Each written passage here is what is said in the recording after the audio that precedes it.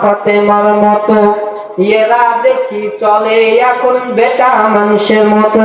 ওরে মাথার না মাথাতে নাই, ওরে মাথার না মাথাতে নাই, গলায় হাতে লয়।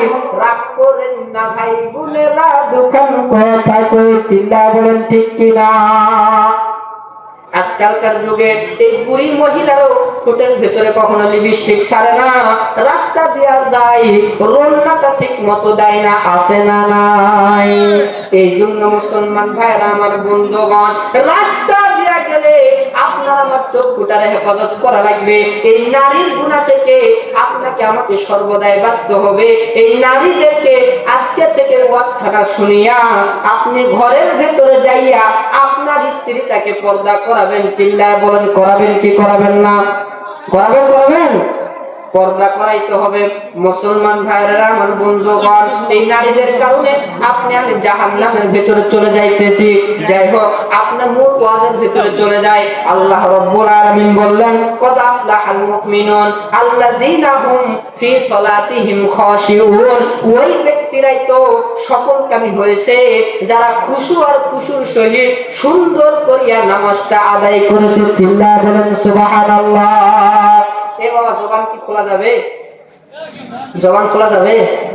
এখানে জবান খুললে কি গুনাহ হবে? এখানে যদি এখনই একটা dance dance dance Paglu dance শুরু হয়ে যেত, দেখলেন ইনি জবান খোলা লাগবে না, জবানের সাথে শরীর এমনি খুলে যাইতো, ঠিক কি না? এমনি লাফালাফি শুরু হয়ে যাইতো, এইদিকে শিল্পী লাফায়, এইদিকে শ্রোতারাও লাফায়। দেখছেন দেখছেন, শ্রোতারাও লাফায়, শিল্পীরাও লাফায়। আর আমরা ওয়াজের ময়দানে আসি, সুবহানাল্লাহ বললে মুখ ব্যথা হয়ে যাবে, এজন্য বলা যাবে না। সুবহানাল্লাহ বলার ফজিলত জানেন? নবী আমার ডাক দিয়ে কয়, সাহাবায়ে কেরাম তোমরা শুনে রাখো, যেই জায়গায় কোরআনুল কারীমের কথা বলা হয়, যেই জায়গায় আমার হাদিস শরীফের কথা বলা হয়, এই জায়গায় যদি একবার সুবহানাল্লাহ তোমরা বলো, আমার আল্লাহ তোমার আমলনামা থেকে 10টি গুনাহকে কেটে কেটে বাদ দিয়ে দিবে। সুবহানাল্লাহ। এ দোস্ত, শুধু তাই নয় গো বাবা, তাই নয়, বিশ্ব নবী আরো সাহাবায়ে কেরামদেরকে বললেন, ও সাহাবায়ে কেরাম তোমরা শুনে রাখো, দিনের মাহফিলে বসিয়া একবার সুবহানাল্লাহ বলার কারণে আমার আল্লাহ তোমার আমলনামায় 10টা সওয়াব অটোমেটিক লেখা দিবে। চিল্লায়া বলেন সুবহানাল্লাহ। জোরে জোরে বলেন না ভাই সুবহানাল্লাহ। মুসলমান ভাইরা আমার, নবী আবার সাহাবায়ে কেরামদেরকে আরো বলে দিলেন, একবার সুবহানাল্লাহ বললে তোমার জন্য আমার আল্লাহ জান্নাতের ভেতরে স্পেশাল গাছ একটা লাগায়া দিবে। সুবহানাল্লাহ বলেন। তাহলে বলেন তো বাবাজি, সুবহানাল্লাহ এই কথাটা বলার ফজিলত আছে না নাই? জোরা জোরা বলেন, আছে না নাই? মুসলমান ভাইরা আমার, এ দোস্ত, নামাজ পড়তে হলে নামাজটা সুন্দর করিয়া পড়তে হবে। নামাজের ভেতরে খুশু খুশু সহিত নামাজটা আদায় করতে হবে।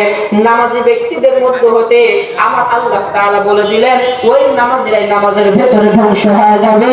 যে নামাজরা নামাজের ভেতরে সুন্দর করিয়া নামাজটা আদায় করে নাই, নামাজের ভেতরে অলসতাগিরি যারা দেখাছে, এদেরকে আমার আল্লাহ বিনা হিসাবে জাহান্নামে দিবে। চিল্লায়া বলেন নাউজুবিল্লাহ। মুসলমান ভাইরা আমার, আল্লাহ তাআলা এই কোরআনুল কারীমের ভেতরে কয়, ফাওয়াইলুল লিল মুসাল্লিন।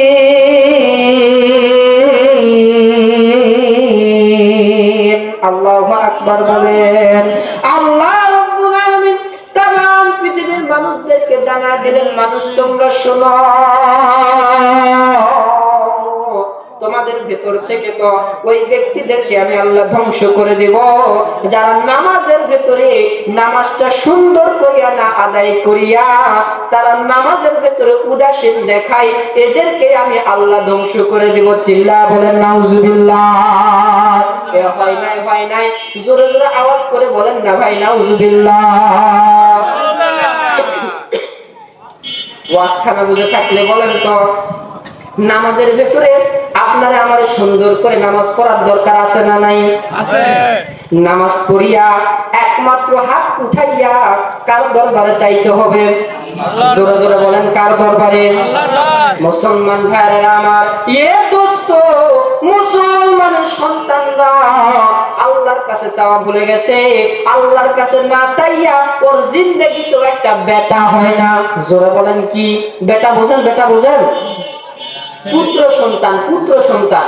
জিন্দেগিতেও পুত্র সন্তান হয় না, জিন্দেগিতেও কন্যা সন্তানটা হয় না। ও আল্লাহর কাছে না চাইয়া ও মাজারে গরু দেয়, মাজারে বকরি দেয়, মাজারে হাঁস দেয়, মাজারে ছাগল দেয়, দিয়া মাজারে যাইয়া কয় একটা বেটা দে রে বাবা, একটা বেটা দে, কামাই রোজগার খাবার চাই না, মাটি দিব কে রে বাবা, হো ও বাবা, হো ও বাবা, আছে না নাই? জোরে জোরে বলেন আছে না নাই? আল্লাহর জিকির নিয়া যারা এরকম ফাজলামো করে, খারাপ হয়ে লাফালাফি শুরু করে দেয়, এদেরকে আমার আল্লাহ ধরে ধরে জাহান্নামে দিবে নাকি জান্নাতে? জোরে জোরে বলেন কোথায়? জাহান্নামে। এই জন্য আমাদেরকে নামাজ পড়িয়া একমাত্র চাবো কার কাছে? আল্লাহর কাছে চাবো, দুনিয়ার কারো কাছে চাওয়া যাবে না।